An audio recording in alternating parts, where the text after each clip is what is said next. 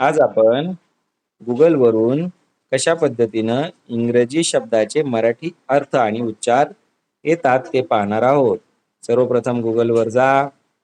त्या ठिकाणी टाईप करा डिक्शनरी इंग्लिश टू मराठी.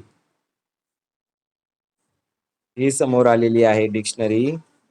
यामध्ये मला शब्द टाईप करायचा आहे नीड. हा नीड शब्द टाईप केला, त्याचा उच्चार अर्थ आला गरज. नीड म्हणजे गरज आणि उच्चार ऐकायचा असेल तर ऐकूया.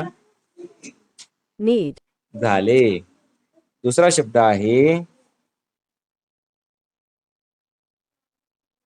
कीप. कीप शब्द म्हणजे ठेवा. कीप म्हणजे ठेवणे. किंवा खाली आणखी अर्थ आले संरक्षण करणे, त्या स्थितीत चालू ठेवणे, दिन इत्यादी पाळणे.